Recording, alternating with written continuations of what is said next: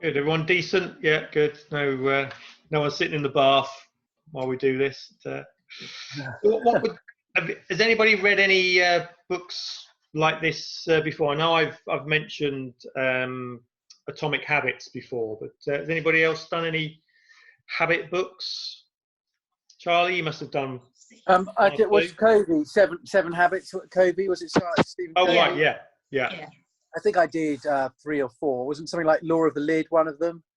Or am I getting that muddled up with something else? Yeah. I think those are more on what good habits are, not how habits are created. Yeah. I think this one I quite liked. I mean, Atomic Habits has some similar things in it, but certainly from the summary, it's a nice, concise way to talk about it. Yeah. So, what were our thoughts of, overall then? I mean, it's quite good sometimes to put this into a bit of context. So, any habits that you want to bring up that sort of hit home and you realise, oh yeah, that's a bit of a good habit or a bad habit? Sabrina, what about for you? Well, sort of akin to that, it made me think about the fact that my husband runs the business with my help.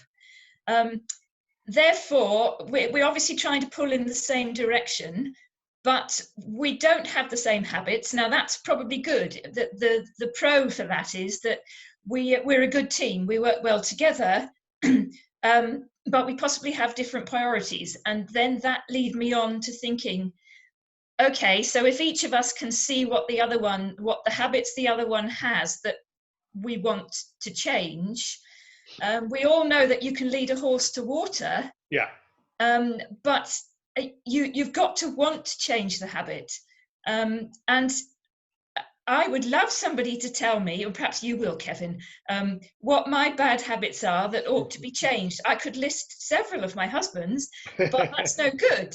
And he won't tell me what's wrong with me, bless him. Right. He thinks I'm fine the way I am, but that doesn't necessarily help. Yeah, I suppose that is an interesting one. Is we can look at other people and see other people's bad habits, but actually, it's our own habits that we want to. If we want to get better, we've got to be able to have that ability to self-reflect. It requires quite a lot of self-awareness. Yeah, self-awareness. It's and that I think we mentioned it last week in last week's book club that. In leadership, self-awareness is such a major tool. The more we can question, everything about what we do, but in a positive way, not because the danger is it goes in a negative way, and we just, we beat ourselves up for the things we can't do rather than focus on things we can do. But look for that continual improvement. Well, what's one thing that I could do that would improve? I think that internal drive opposed to the external drive is a stronger one. So okay, well we'll think of some of your bad habits as we go through this. And Sabrina, Helena, what about for you as sort of habit wise? Did you have some affinity with it? Oh, definitely. I found it quite interesting that it said it related to decisions versus habits, and the things that we think we're making decisions on, we're more likely to be actually having a habit in. So we think we're making all these great decisions, but actually it's just the sum of a whole lot of learned habits. I thought that was quite interesting. Yeah. And I guess one habit that I have been trying to train myself over the last month probably, based on some other learning that I'm doing, is to do with when people need my attention. A bad habit is to kind of half listen to them, half carry on with what I'm doing, which actually means that I probably just want them to get the information out of the way so I can get on to what I'm doing as quickly as possible. So I'm only giving them half of me. And as I've realised that I don't like it when other people do that to me, which has obviously become more highlighted during kind of time. I've been practicing on my kids, on my husband, you know, we're all here together, 4 of us. When somebody wants my attention, I've been using the stop, think, change process of, so can I stop what I'm doing right now and listen to them? Because that's one thing, maybe I can't, maybe I don't want to. But whenever I can, I've been trying to choose to stop and then put things down and then focus on them and then pick it up later. So that's yeah, it's a new habit in the forming, I think. Yeah. Cool. And Gary, what about you? What's any habits you want to admit to on in public? I've got plenty of bad habits, but none I can admit to. So, what about the essence of the book? Did it sort of hit home for you overall? It did. I quite like the framework that you proposed. Like you say, you've got the cue that then leads into the habit sort of thing. Yeah. So you know, if you can identify those cues, then you can go some way to correcting those habits. So it's quite a good framework. So if we look at this with the let's move mouse here. Mouse gone. Okay, there we go. It's not easy reading off a PDF. It's never quite does what you want it to do. The mouse has stopped. So if we look at that sort of, you know, why the brain does what it does, you know, the fact that I just love that, you know, when you woke up this morning, what do you do first? You know, pretty much without asking what your habits are, but most of us just have routines, but we just do the same thing without really thinking about it. You know, and I think, you know, a good example of that is, you know, for me was driving to my old office was like, you know, it was just a habit. And then when we moved offices, you know, the first couple of times, you know, I caught myself halfway driving to the old office. It was like, you know, I know I shouldn't be there, but that habit is still there. And even now I get to certain junctions and have to sort of catch myself and go, right, I need to be going this way. It becomes a conscious thought. So, you know, these sort of decisions, the choices we make each day, you know, we're not really, a lot of things we're not making them because, you know, that's the way that our brains are set up, you know. And I think he talks about this, the golf ball what would you call it? The part of the brain, the ganglia. The basal ganglia, part of the reptilian brain, which is, you know, basically that learned function to actually make our lives easier, so we don't have to think about things all the time. Because when we think about it, that neocortex is quite slow. You know, it procrastinates. You know, we want to get that information in. So, and I suppose when I was reading that, I love my golf, so. The whole process of learning a new sport, learning technique is all about this. Is, you know, you're teaching your body to do certain new things, and you know, I suppose, you know, I can go up the golf range and I can hit a bucket of balls for an hour and a half, and am I actually learning anything? You know, what is the process of learning? So I've been doing it in the garden since reading this. And actually cutting my sessions down to about 15-20 minutes and actually doing it with a purpose to learn something and then stopping and not continuing. It's just saying, right, get to a point where the body says, yes, this feels good, this is the right thing, and then stopping it. And it's amazing, when I went back the next day, that muscle memory was almost straight there. It was, I couldn't believe it actually the first time. I thought, actually, it's taken me, you know, this bit of time to actually do that. Do you find that in sailing, Charlie, when you're teaching people, you know, certain things that the amount of time you put into it doesn't necessarily dictate the result you get? I think it's been a while actually since I've taught people sailing, but certainly the more often I did it, the easier it became, the less stressful it became, because it becomes habit, because it becomes more natural, because you're creating a habit, I think.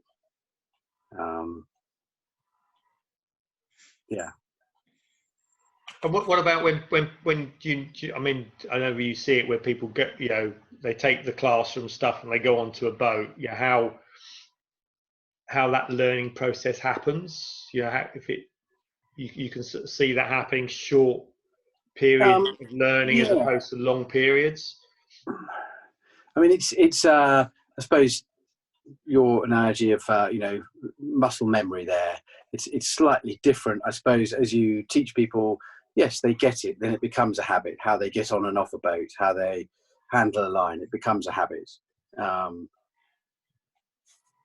Yes, quite quickly, actually.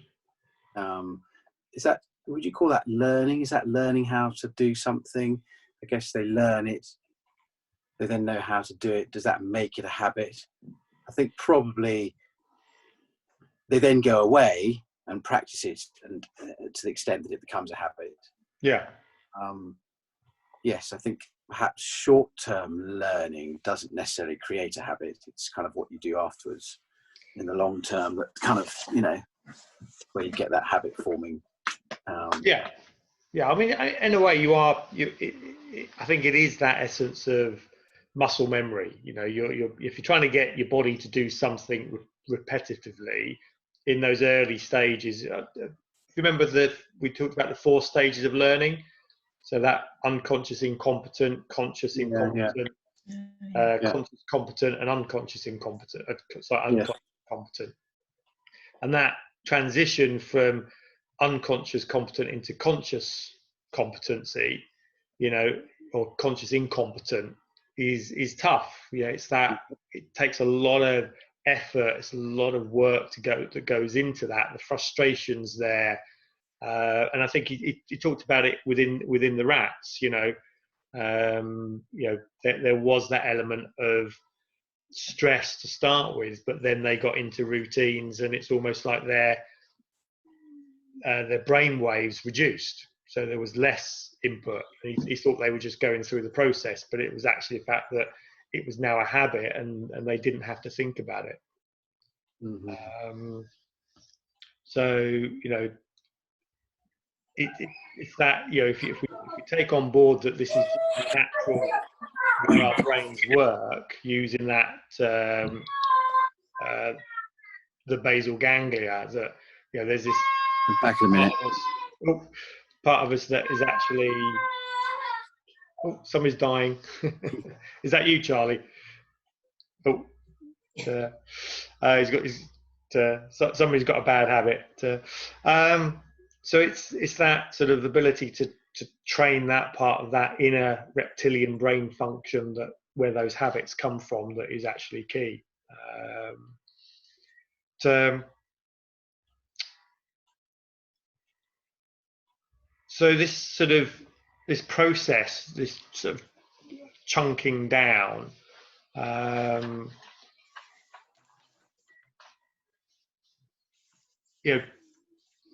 scientists say emerges because the brain is constantly looking for ways to save effort. Naturally we are sort of lazy people. We want to find the quickest, simplest way, even if it's not the best way. It's that way to maintain efficiency, because thinking and all that burns calories. It's amazing how much sugar and glucose your brain needs. I think I heard that it takes 20% of your sugar intake goes in your brain function. So that's why intelligent people are thin. Just made that one up, really. So but it's that sort of, you know, and it understands it needs to conserve energy, because, you know, we've got millions of years of evolution where we've got to, you know, be careful with that. So, you know, it's constantly looking, you know, ways to actually achieve that. And I think, you know, your point there was that, you know, the cue, the trigger, you know, goes down to the routine, and then it gets a reward. So if you take it back to basic functions, I climb a tree, you know, I dig away, or I feel hungry, you know, I follow a routine, I get fed, and I get appeased, that I feel good after eating. So, and that's that ingrained that we have to do that. You know, we have to go through that process, and everything that leads to a good reward actually is a habit that actually, you know, ingrains quicker. So if you look at a lot of bad habits, you know, they're generally associated with a good reward. So, you know, the essence of, you know, drinking, you know, that feeling you get when you have a drink, and, you know, hits the endorphins, and you know, calms, you know, potentially calms you down that first sip, you know, you then seek that again and again and again. You know, people who smoke, that nicotine rush, that, yeah, actual deep breathing that makes you feel good is what that reward is associated with the activity. So understanding that, I think, is then coming back to when we've got those bad habits of, you know, how to, you know, understanding that process of what is the cue, what is the routine that I go through, and then, you know, what is the reward, is key. So I mean, Sabrina, any, you know, cues, routines, and rewards that you're willing to admit to? Well, just before I go on to the cue, I just want to pick up on something you said back then, was that most of us are basically lazy and look for the simplest way to do things. Perhaps that's where we fall down. In our household, I think we're all pedants, and we all insist on finding the best way to do things. And so there's a problem if we don't agree. Yeah. And so then you look at the cue. Now, this is where perhaps I fall down here, because I think I've got the best way to do something, and you need to think outside the box to find another cue. That I really like those examples in this book, and I'm definitely not good at thinking outside the box. If somebody gives me an idea and asks me to run with it and make things happen, that's my strength. But I don't see what the possibilities are, and that's one of John's strengths. He does, but he needs to want to change things. So it's a bit like chicken and egg, really, with us, I think. I'm not sure what comes first. So what about you, Helena? What's any sort of cues, routines, and rewards for you? That's really hard to pick up. Cues, routine. I've got here. I'll give away one of my secrets, and that is I love cleaning things, and I've from the cue. So the cue is, oh my goodness, I'm not getting through enough things today. I'm not ticking enough boxes. So what I do is I pick an easy fix thing, or something to clean if I'm at home. And I do that, and the reward is I've ticked a box, I've cleaned something, I finished something. So the bad habit side of that is it probably isn't the most important thing, and certainly won't get the business to the new place that I might be wanting it to go in terms of business stuff. And maybe it wasn't dirty in the first place and didn't actually need cleaning. But I have a sense of satisfaction, job done. Yeah. And I think that is one of the key. That is such a key thing. That reward that we get, that hit of that endorphin hit we have, or dopamine hit we have when we've actually achieved something. You know, because that's almost your body saying, you know, great. Now I'm rewarding you for doing that because that's a habit that I want to see again. So if you go back thousands, millions of years, we'd go out, we would actually, forage for some food, we'd get the food, and then we'd eat the food and feel good. But then we've got to, we shouldn't just eat it ourselves because we're obviously providing for the family. So our bodies have worked out that actually just by getting the food actually gives us that dopamine hit that says, well done for getting the food. So we don't need to eat it. So now I can take it back to the family. Otherwise, if you think about all the animals that fly around and then come back with beaks full of food to feed the baby chicks, why wouldn't they just go, well, actually, I don't need to do that. I'll just eat this myself. Thank you very much. That's, why worry about the kids? So that they're getting their endorphin hit that says, I've gone out, I've achieved something that is going to actually help the maintaining of the species. And those that do that, those species that actually do that are the ones that survive, obviously, because they sort of procreate. The ones that become selfish and self-centered and just look after themselves die out. So we've got millions of years of this process happening. So that whatever we do that makes us feel good, that dopamine hit that we get, we've got to sort of track that back and say, right, well, what is that? Can I replace that routine now with something else? So if you looked at that, Helena, and said, right, well, that's a process for you. Now you've just got to replace cleaning with something else. So what could that be? What could it be? So if you've got a big task, chunk it down into smaller chunks that, I've achieved that. I can tick that off my list. If you can tick it off your list, you'll get the same dopamine hit, and therefore you'll feel good. So Gary, what about for you? So anything that jumps out?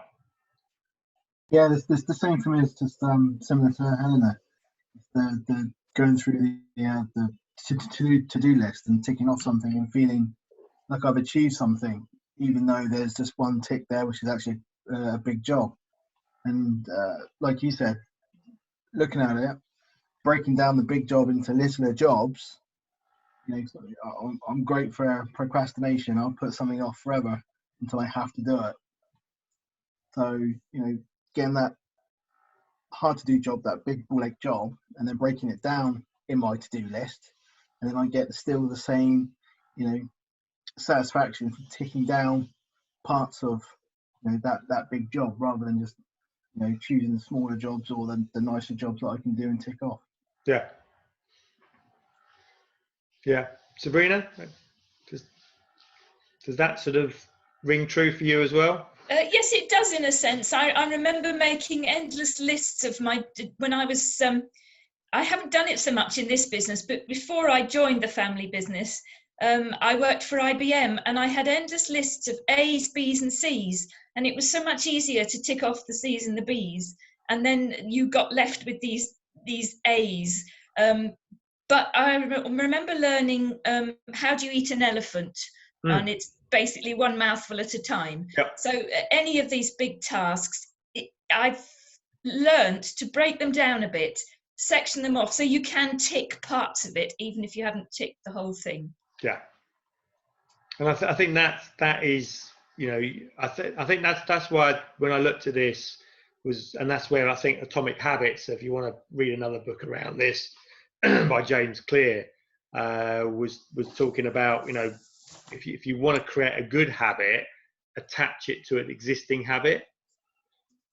So if you've got a habit that actually creates that feeling, then make sure you tack on the new habit you want to do. So, if Helena was cleaning and she wanted to do fitness, it's almost, you do the fitness first, and then you can do the cleaning, and then you get the dopamine hit. So if you can link these habits together, things that are already there, then creating that new habit really does sort of kick in. Because the way the neural connections are working, it didn't say it in the summary, but I know the other habit books that I've read is all about melanin, so the substance that basically hardwires neural connections. So something new happens, neurons fire, and then they wire together. So, so you have an idea is basically a neural start of a neural connection. So it goes, oh, that's interesting, boom, and it sparks, and it breaks down. And then you do it again, and it goes again, and then it breaks down, and it goes again, and a little bit's left behind. And eventually, over time, that connection becomes hardwired, and this melanin, this chemical, acts like an insulator that insulates that neural path. So it speeds up the process. I don't have to think about it. I don't have to worry about it. It's an automatic function. Okay, so if you go back to when you first drove your car, you're driving along, you've got to think, oh gee, I've got to combine the clutch and a gear. And if you remember how hard that was, getting that balance point right, and that's those connections happening, but they're slow, they keep breaking down, you're starting them, you get the crunch, or I don't like the crunch, so don't do that way, and eventually that connection happens, and now you could drive a car, any car, and you don't really think about it. So that wiring together, neurons that fire together, wire together, that's what we're trying to build here. And that's why he says habits, you don't get rid of habits. Once you've got a habit, it's there. The underlying habit will never go away, because that you can't break that neural connection. It's solid. What you've got to do is create another neural connection that's stronger than the one that you had in the past.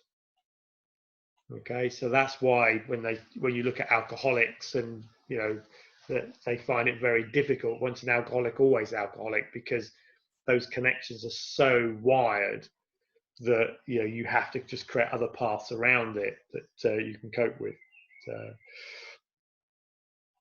So what about the Claude C. Hopkins? Has anybody come across Mr. Hopkins before? It's amazing.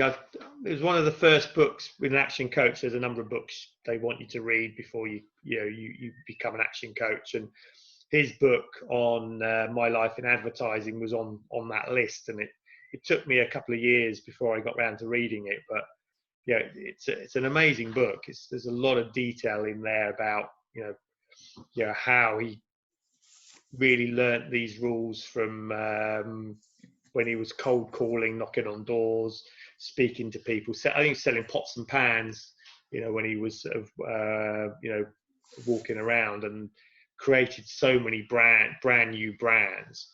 And his whole essence was, creating these habits in people. Why do people do things? If I want them to do this, how do I create that habit? And I'd forgotten about the Pepsodent story, but he basically managed to get the whole of America cleaning its teeth, because linking certain things together created that habit that very few people now would not clean their teeth. So I suppose I was sort of looking at that in a little way about coming back to our own sales and marketing strategies, and whether we thought we could use some of this to actually sell more product, or if we're not selling. I know Sabrina doesn't sell sort of direct. I did once. You did once, yeah, but within the business was even motivating team members. If we're trying to get teams to do certain things, how we can use this psychology to actually get people to do what we want to do. So Helen, did you sort of, you're probably the most B2C retailer here. Was there anything that jumped out for you on that?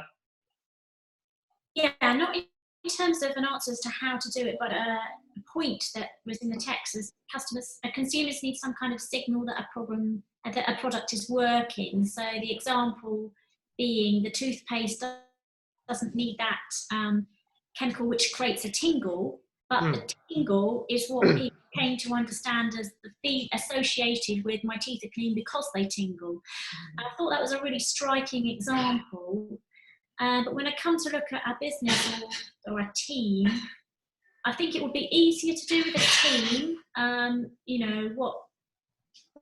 What signal could we send out to show? Because you could feed in some rewards, probably quite easy, that would have feel-good factors. But when we're selling a one-off product, not a repeatable, a kitchen, and they're not necessarily going to have a repeat kitchen for another 20 odd years. I found that quite tricky. Haven't come up with anything as a... No, I think it's it's quite easy, in that context of selling toothpaste to people.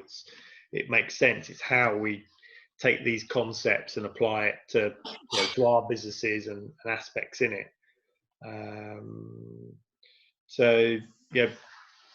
Gary, did you think of anything in your line of work where you've seen it happen, or you think it could happen? I know you're coming from a sort of a finance perspective in the business as well, which yeah, no, it's a bit difficult, and so for me, I read the book quite a while back now.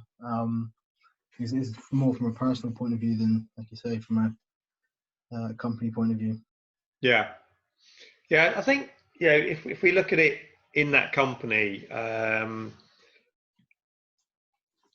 if you go back to a sort of a sales process, if that's probably the easiest way to look at this is, with Helena, it's a one-off sale, but the sales process is quite a long process. If we want to maintain that speed through that, we've almost got to give them that tingly feeling at each stage. So each stage, how can they feel good about it, so that in their mind they have that connection with, well, if I spend some time with you, I get a ting. I feel good. If I spend some more time with you, I feel better. So we want to take them on that journey, really, of those those tingly feelings. So if I go back to I use the analogy of in a supermarket, and you want people to eat cheese, we'll give them a piece of cheese.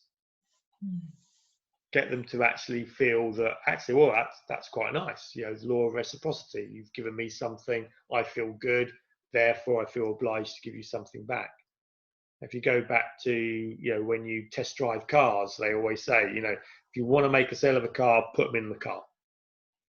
Get them to actually feel good about what they're actually buying. If they connect their emotion, that tingly feeling, that sort of that reward, I felt good by doing that, then I'm going to buy. So I think that also comes back to customer service. I give you really great customer service, you feel good, you get the tingly feeling, you get that endorphin rush, therefore you associate that pleasant feeling with the act that you've just been through. So the more of those we can put into that process, the more I can make you feel good, the more I'm going to get that connection. If I don't have that connection, if every time I come to you I don't get that, then this is just all it's ever going to be is a transaction. It's just a transactional process, which there's no connection, and at any time that they might change that habit and go somewhere else.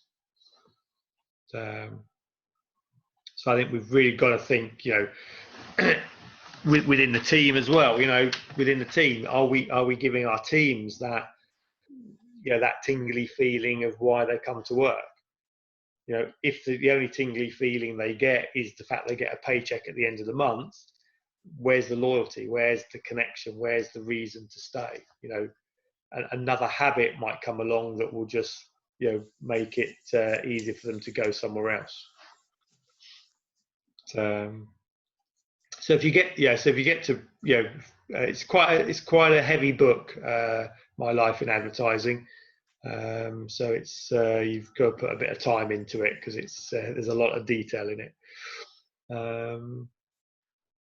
And then we sort of came, why transformation occurs, and I quite like what was his first name? Tony Dungy or Dungy. It's not a great surname, is it? And his view was, what I've got to do is not, they've got these habits. I've just got to change that middle bit. I've got to change that routine. The cue and the reward need to stay the same. I just need to get them to think of another routine. So if you go back to Helena, your point about the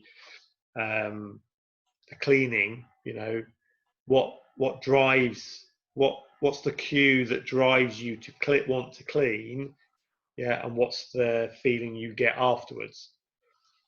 So if you go back to what's the cue, what's the driver that makes you want to do that, what would that be for you? Well, the need for order. Yeah.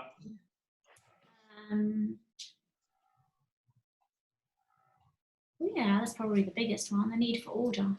Yeah. So it's almost then reflecting, saying, well, when does that urge come in? What you get to a point where you get that urge. At what point is it? So something that's building up to a point where you go, do you know what? It's got to a point where I just need some order, so I just need to go and do something.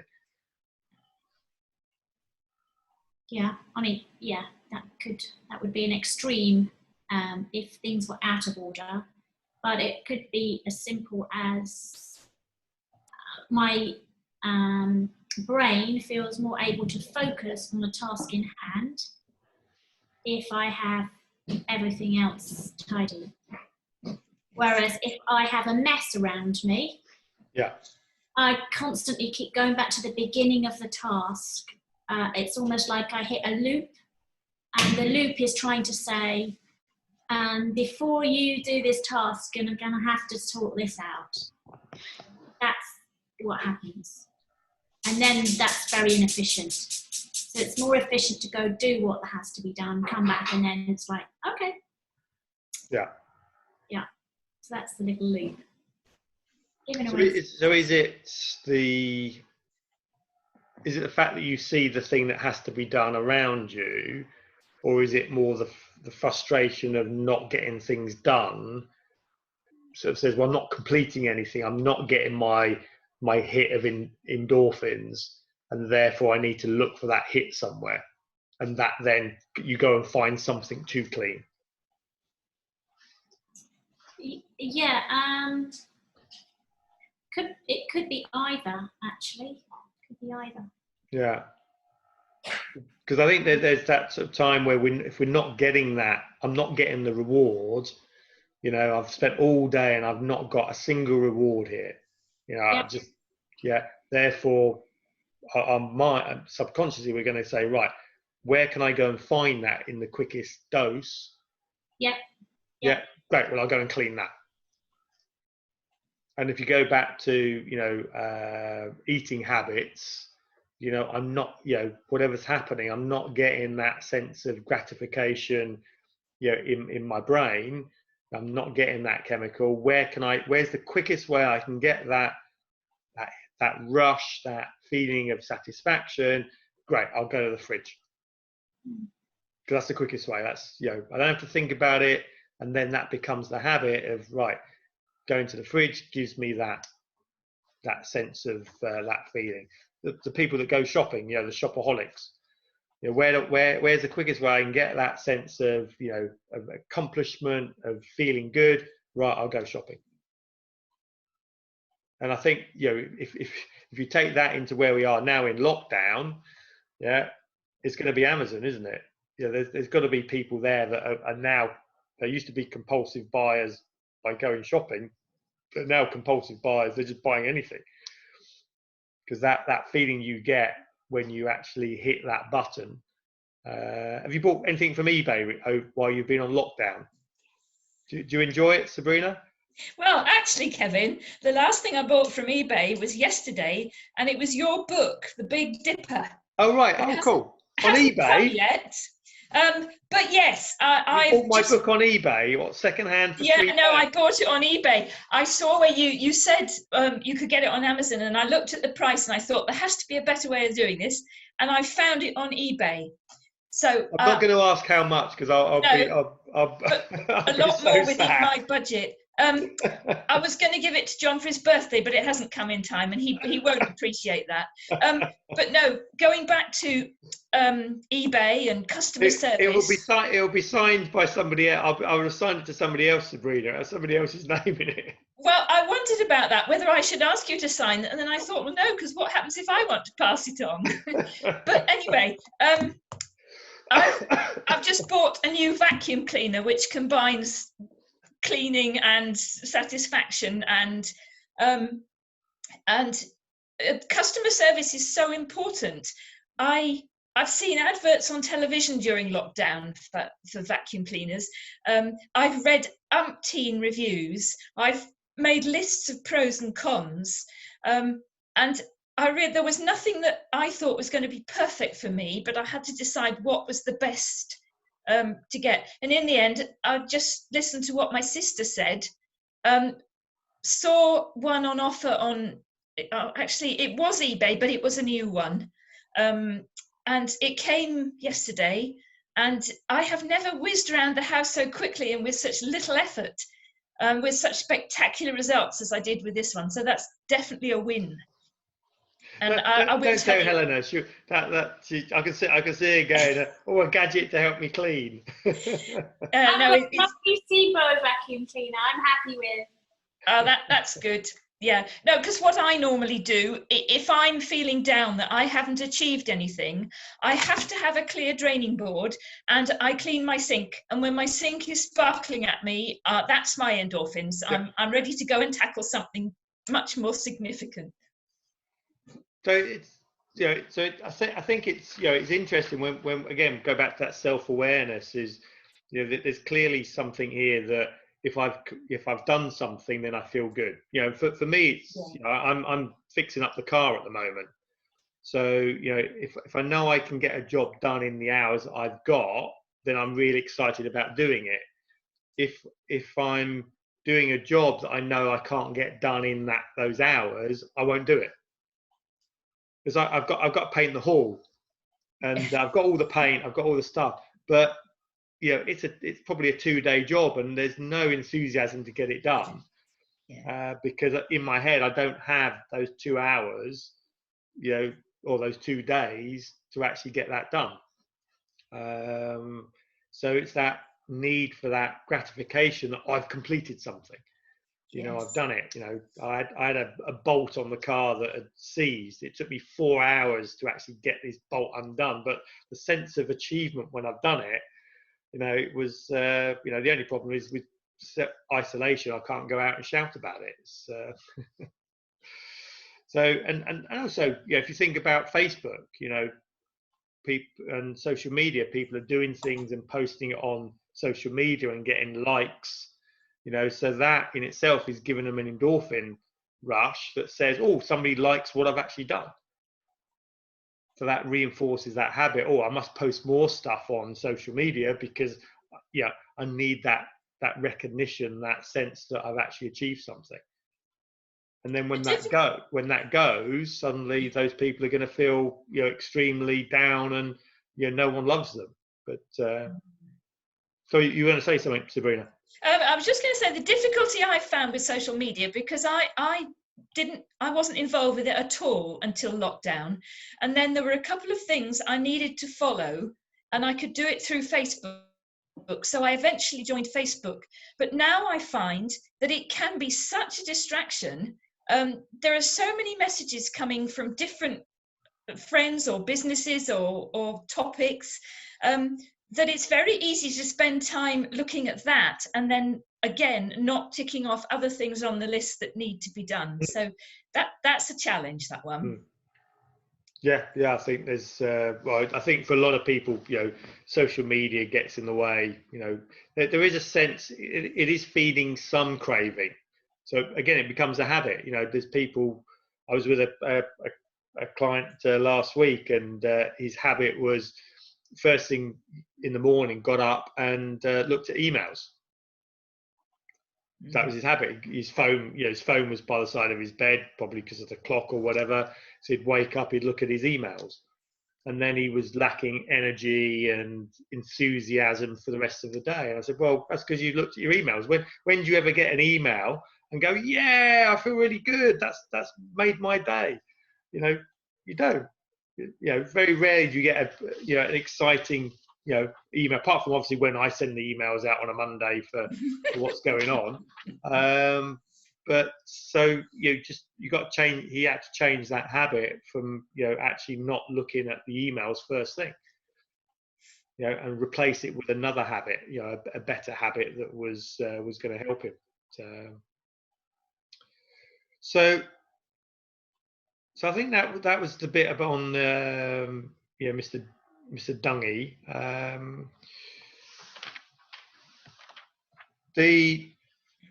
We then went on to sort of, yeah, the one that I suppose really sort of resonated the most was this, you know, habits of successful organisations, and the Alcoa example. You know, where, and I suppose, were you on the webinar this afternoon? Did you manage to, any of you get onto that with Mars? Yes, I did.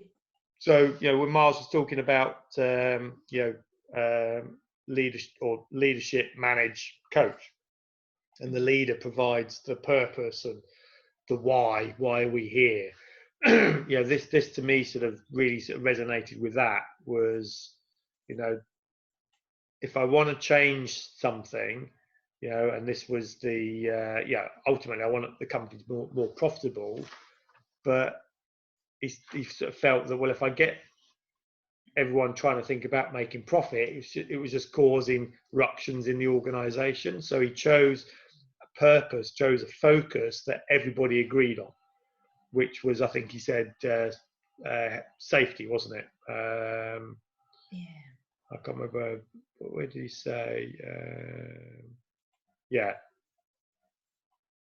So yeah, he wanted to bring excellence. You know, we want the habit of excellence, and you know, he wasn't getting anywhere. So he said, right, safety will be an indicator. We're making progress in changing our habits across the entire institution.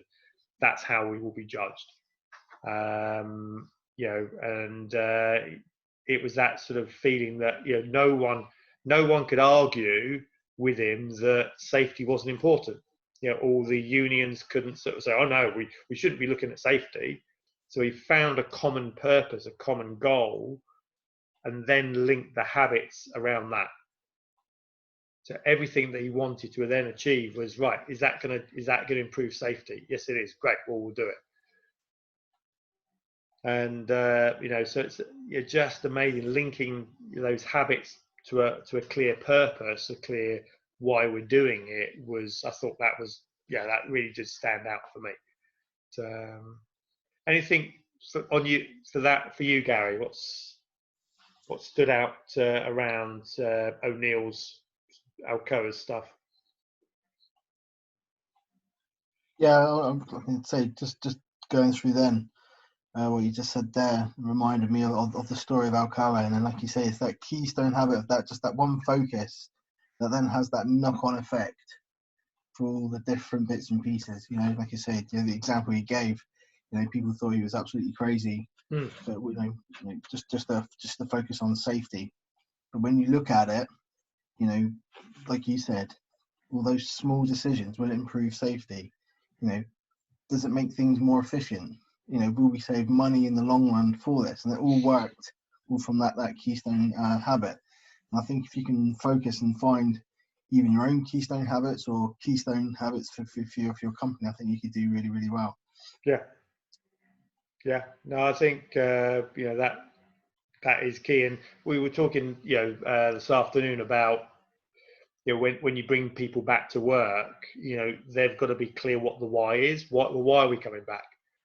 You know, the rest of the country, you know, there's still provisions, still locked down. Why are we coming back? And having clarity around the why we're coming back and what we're there to do is that keystone habit that we're trying to get everyone bought into. And what about you, Sabrina? Because I mean, obviously, there's a lot of changes going on, you know, within your company at the moment. Yes. How did you see this one sort of relating to that?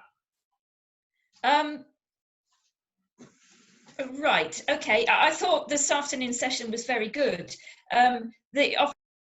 Obviously, well, hopefully the redundancies bit isn't going to apply to us because we haven't furloughed anybody. And as you know, we've been one of the businesses that have escalated hugely because volumes just shot up. Yeah. But I liked the lead, manage, coach analogies, and I think the clarity of thought And I think it's going to be so important that we don't just go back to all our old habits and do things the way we did when we could have had presented to us on a plate much better ways of doing things. For example, and I think this may have happened anyway, but you're introducing Alan as an extra consultant to our business has just inspired the business, really. And I know it's motivated the team. It's certainly motivated John. And that's where I think I lack the looking outside the box bit. I ideally want to make more profit, but that's all I've ever seen, the fact that we're not. And we need to be more inspired. I mean, who would have thought that health and safety was going to be the answer to the Pepsodent? It's just crazy. And I think I'm blinkered in this respect. Now, you know, I need to listen more to realize where other people are suggesting these outside the box ideas and then make them happen. And I haven't done enough of that, I don't think. I think we're all, you know, we all get that way. Again, it goes back to the habits. You know, our brains are there to make our life easy, and it's easy not to think. You know, that's the essence of this. Is it's easier not to think than to think. Thinking takes time, it takes effort, it takes energy. So we're naturally going to try and do that. What we've got to be able to do is use that amazing neocortex and say, actually, I'm going to challenge that. You know, and I am going to think. I am like this is why I think the book club and reading books, because this stuff challenges you. It gets you thinking outside the box. It gets you thinking different ways. Talking about it with other people, you know, that's the way change happens. That's the whole, you know, why the human species has evolved as far as it has, is because we have this ability not only, you know, to read stuff and learn from the past, talk to people about it, reinforce those neural connections when we're talking. Yeah, that's a good idea. Yeah, why don't I do that? Yeah, and then by doing that, drives those endorphins and that make us do it more often. You know, and you look at all of the most successful, innovative companies are the companies that talk. You know, that are have these. You know, like if you go into, I mean, I was lucky enough to go into Google's offices many years ago, and the whole organization structure is built around getting those people together and getting them to talk. You know, they have a free canteen, yeah, and its purpose is to get people into tables and actually sitting in, not going off and getting sandwiches down the road or sitting at their desk in isolation. It was there to get the senior level people talking to the people on the shop floor. It wasn't by accident. They went through a process and said, look, we need our guys talking to each other, strategizing. They set rooms up. They've got separate rooms. You can go to I don't know, it's the Alpine room, and they've got a ski lift in there and fake snow on the floor. You know, that doesn't matter. It's just you're creating an inviting environment where people get together and actually talk. You know, and I think that's one of the key things when you think about social distancing, you know, and Zoom, is it actually potentially can stop that. It stops people getting together. But on the other hand, it could encourage people to get together. Maybe people are communicating more, you know, by this sort of thing than they would have done, you know, if we didn't have it. So, you know, you've got to look at that. Is technology helping you do this? You know, or are you seeing it as the excuse, the reason why, you know, it's going to get in the way? So that, you know, really coming back to that purpose, why are we here? What are we trying to do? Linking it to something that everybody agrees. There's no point having a purpose that no one gives a monkey's about. You know, and to be honest, nobody gives a monkey's about you guys making money. You know, about your company making profit. It's not on their radar. That's not of interest to them.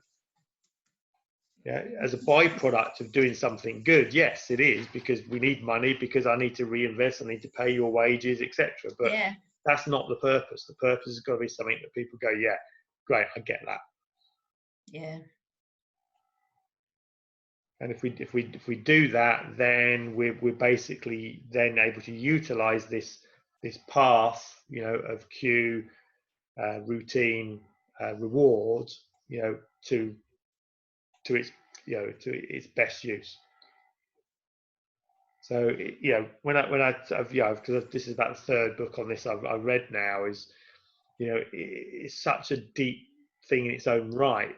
Putting it into practice is not easy. It's not straightforward. But there's elements of this. If we question everything all the time and look at it and go, why are we doing it? Why is that habit created? There's a reason why it's created. It's either created because we're just being lazy and that's just the easiest way because we don't have to change, or it's created because it's creating a reward. We feel good as a result of doing something that probably isn't good for us. Like smoking, like eating sugar. It's a reward that our brains don't know. That it's not. As we do it, it makes us feel good now, and we'll always put feeling good now over and above feeling good in the future. That's the hardest thing is putting away temptation now for benefit in the future. But that discipline is a real strength if we can master it.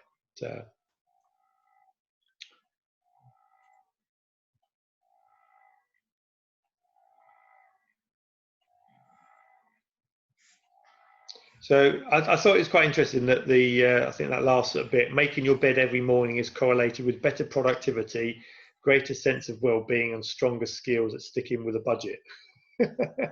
So I won't ask where, shall we raise hands as how good we are at making our bed?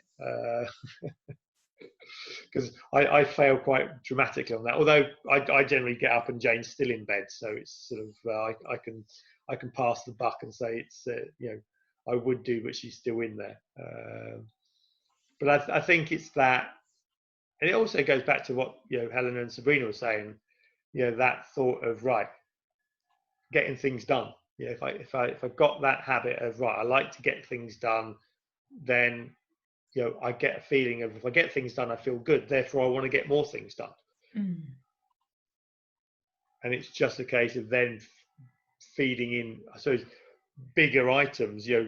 Cleaning is okay, but it's still quite a small task. Bill Gates is now, I'm going to sort of change, wipe out malaria from the planet. He's just doing his version of cleaning is just on a bigger scale, but he probably still has the same issues that if you have a big target like that, you've got to chunk it down into small bite-sized bits. Otherwise, it's just become so overwhelming. It's a bit like me and the painting. It's just too bloody overwhelming for me to even bother starting. Whereas if I wanted it done, I'd probably say, right, well, the first thing I'm going to do is, get the paints and brushes out. I've done that, great, go and do something else. And then I'll be so fed up with the paints and brushes there, well, look, I'll do the preparation. Great. So if we're chunking it down into manageable things and saying it's not the whole painting to do, it's one thing. If I can do one thing in that process, I think that's what he talked about atomic habits, was do one thing in that process and then the other things actually come together. Because once a bit like, once you start cleaning, you don't want to stop, do you? Because I did it, I think the first week of lockdown, I thought, I was sort of sitting there, I didn't have much to do, so I thought, well, I'll tidy the cutlery drawer. And within about an hour, I'd done the cutlery drawer. I'd ripped all half the cupboards out and restacked everything. It was like, right, I'm on a mission now. I'm off. Because that endorphin, I've achieved something great. I feel good. Right, well, I want something else to achieve. So, I blew it all in one afternoon. I cleared up the whole kitchen and had nothing else to do.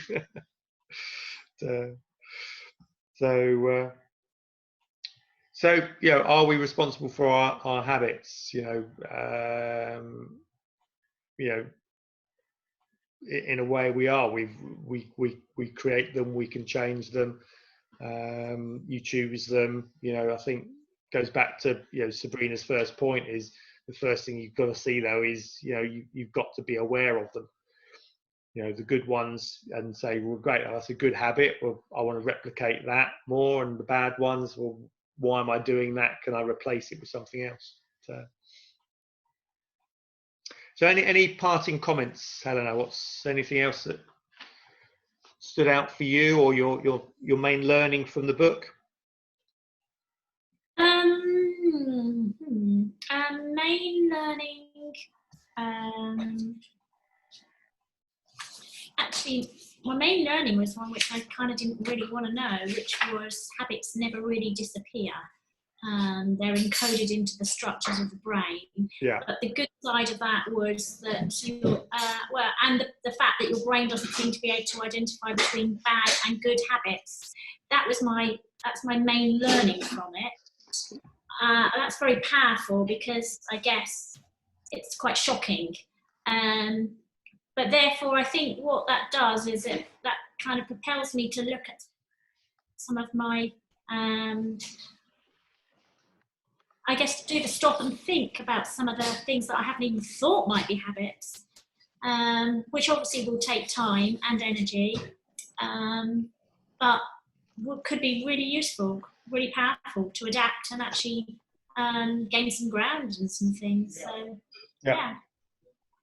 I haven't nailed any particular one, apart from perhaps the thought regarding the business and choosing a purpose or a couple of purposes that I think, you know, not the safety, but that principle. I think, to me, a takeaway will be that's an action to go and think about. Cool. Good. Excellent. Thank you. Sabrina?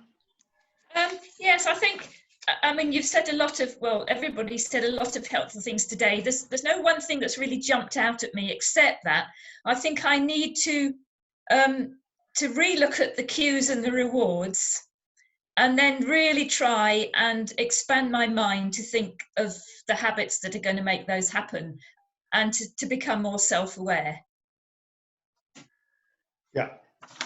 Cool. Good. Like that. Gary? Yeah, no, same as what Sabrina and Helena have said.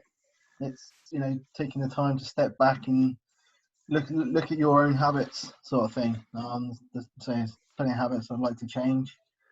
It's going to take time and effort and energy to do that, but you know,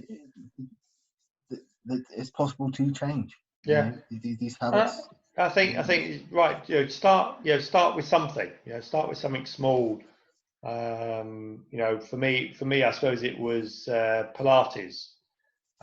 You know, getting into some form of health side of things, and you know, finding the time where that habit can then fall.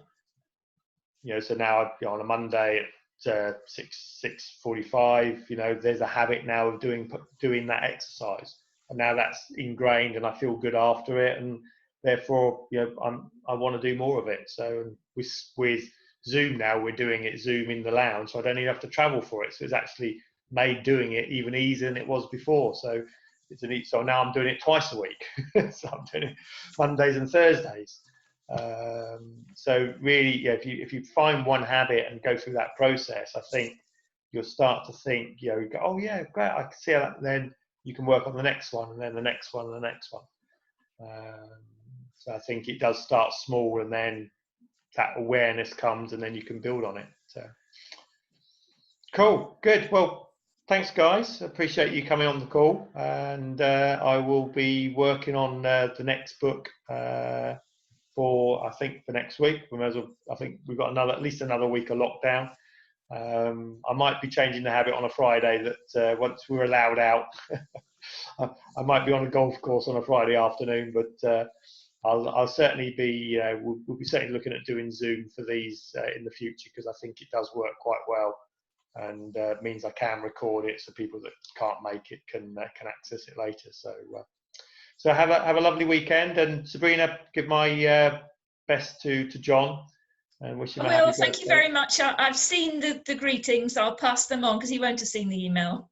Okay, that's great, and hopefully they did get the Prezi we sent them. They did, but you gave us some, because they came yesterday, and we spent last night and this morning trying to work out who had sent them and what they were. But luckily, John had thought, right, they must be for the team. Yeah. So yeah, they've been enjoying them. Thank you very much. Oh, that's good. No, they were.